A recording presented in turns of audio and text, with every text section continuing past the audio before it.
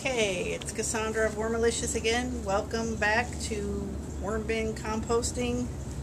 This is part 2. Now that we've got our plastic tub bin built, we're going to set it up so it'll be ready for worms. So what you do is you put about the bottom quarter full of shredded paper, shredded newspaper. You can use office paper, you can use paper bags, whatever. Fill it up. Then you need to wet this down good. Now, this is a spray bottle from Target. It's a Rubbermaid. This is a good one. If you use a spray bottle, you gotta spray it down good. You can't just spray it like that and go, I'm done. Because the paper is not even wet. So you gotta keep spraying and turning, spraying and turning. Like I'm gonna do it just to show you that it's gonna take a while. Okay, I'm still spraying. Note this, because I've noticed this happens with my students. They like spray a little bit. They're like, okay, I'm done.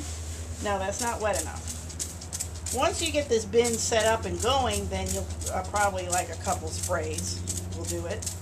But to set it up, it's got to be wet. See, I'm still spraying and I'm still turning. It's still not wet enough. If you want, you can take the paper and soak it in a bowl full of water or a sink full of water and let it soak a few minutes, because otherwise the water just runs off. But let it soak and then squeeze it out and put it in here. That's fine. See, look, I'm still spraying, people. I'm still spraying. Okay? Because worms need moisture. They're mostly moisture.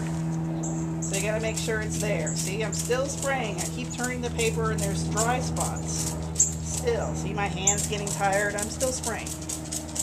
Okay? Alright, there's still some dry spots, but I'm not going to continue to spray. But that was just to illustrate my point. Okay? Then you need some kitchen scraps. So I've got a whole bag of kitchen scraps. So this is, this is plenty to start with. You could have less. You could have like half of this kitchen scraps, okay? And you dump kitchen scraps in there, like so. Okay. So now we have paper and kitchen scraps. And then you will add, this is the magic sauce, okay? Because worms cannot actually eat paper and kitchen scraps, because they eat the bacteria and the fungi that break down the paper and kitchen scraps. So what you want is an active composting environment going on in here, so the worms have something to eat. Because they get thrown in this bin and they're like, wow, I'm in a desert, what do I do now? I leave the bin. That's what I do if I'm a worm. So the magic sauce is, what this is this is vermicompost out of my bins. You can dump like a good couple handfuls of that in, which I'll do just to show you. Okay, a couple of handfuls. There's actually a few worms in there too. If you have compost out of a compost pile, you can put that in there. It doesn't matter if the compost is completely finished. That's fine, because the worms will finish it for you. That's what they like to do.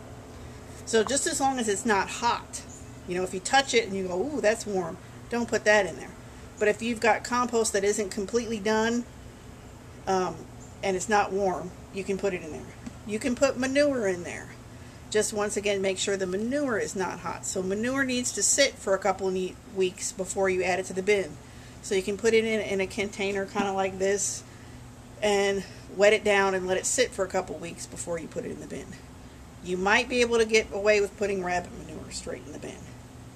If you don't have any compost from a compost pile, you don't have any vermicompost, which you probably don't, because that's why you're making a worm bin, and you don't have any unfinished compost, as a last resort, you could use a couple handfuls of mulch. It just gives, the mulch really won't give the worms any food, but it kind of gives them a comfortable place to hang out, because it's kind of like the same kind of environment they're used to. They're like, oh, okay, we get this. This is a good place for us to hang out for now. But if you're able to put, like I said, any actual compost, that's instant food for the worms right there. And it helps jumpstart your bin, because it puts all that good microbial activity that you want in the bin immediately. Now, Another thing, yet another option is, what you can do is minus the mulch or compost or whatever. You can put the scraps, the kitchen scraps and the paper in there, and then you can cover up your bin for a week or two before you put worms in. And so that, once again, the kitchen scraps in there start to decompose. So then that means bacteria and fungi are growing in there, and then you can, when you put the worms in, then they have instant food, and they understand where they are. They're in a good place, and they'll stay there. Yeah, so that's how you start a bin. So here at my house, I keep all my worm stuff other places. I don't have any worms here to show you, but like this is the point I would dump the worms in. So with a bin this size, you can start with a pound or two of worms, or even a half a pound. It just depends. It's just the fewer worms you put in, the longer it's going to take for things to get going and for compost to start showing up. So it depends how patient you are. So that's it. That's how you start a worm bin.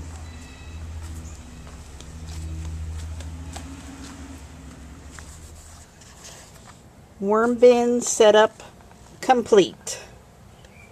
This is what it looks like inside your bin. Just add worms. Add them anywhere. It really doesn't matter. They'll go where they need to go.